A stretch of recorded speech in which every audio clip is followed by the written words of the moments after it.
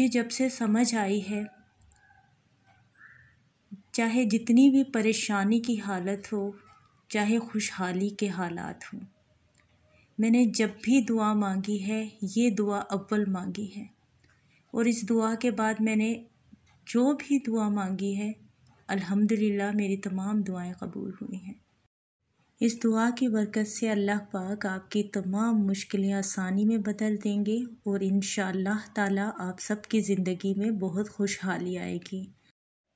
तहज्जुद हर उस शख्स के लिए तोहफ़ा है जो अल्लाह से सच्ची मोहब्बत करता है, और तहज्जुद का सजदा ही कुन से फयाकुन तक लेके जाता है। अस्सलाम वालेकुम, मैं हूँ किरण और आप देख रहे हैं यूट्यूब चैनल किरण के देसी खाने।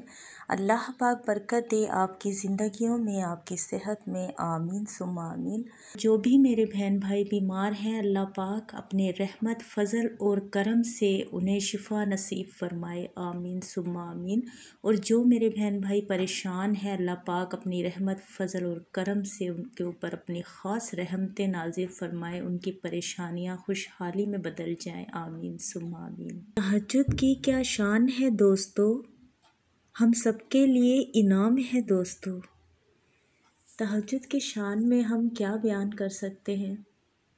ये अल्लाह पाक का हम सब पर बहुत बड़ा इनाम है कि अल्लाह पाक ने हमें मौका दिया है, ज़िंदगी दी है, वक्त दिया है, सांसें दी हैं और सेहत दी है।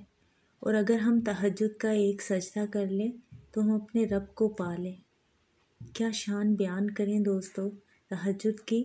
वो नमाज, तहज्जुद की नमाज जिसमें अल्लाह पाक अपने बंदे से ख़ुद फरमाते हैं कि मांग मेरे बंदे तुझे क्या चाहिए, कौन सा तुझे दुख है, कौन सा दर्द है, कौन सा गम है, क्या तकलीफ़ है तुझे, तू मांग मैं तुझे अता करूँगा, तुझे जो चाहिए तो मुझसे मांग। हदीस सही बुखारी। कोई है मुझसे दुआ करने वाला, मैं उसकी दुआ कबूल करूं। कोई है मुझसे मांगने वाला, मैं उसे अता करूं। तहज्जुद पढ़ा करो, तहज्जुद पढ़ा करो, कोई मिले ना मिले खुदा मिल जाता है। तहज्जुद के वक्त मांगी जाने वाली दुआएं कभी भी रद्द नहीं की जाती। तहज्जुद वो नमाज है जिसमें हर दुआ कबूल होती है।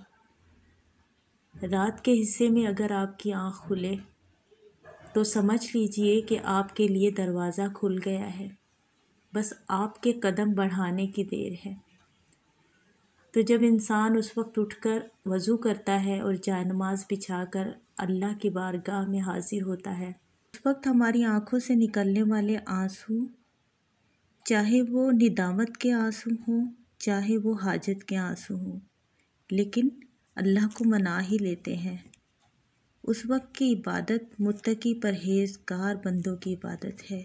उस वक्त हमें अल्लाह का कुर्ब मिलता है, और जब अल्लाह का कुर्ब मिलता है तो बंदे को और क्या चाहिए।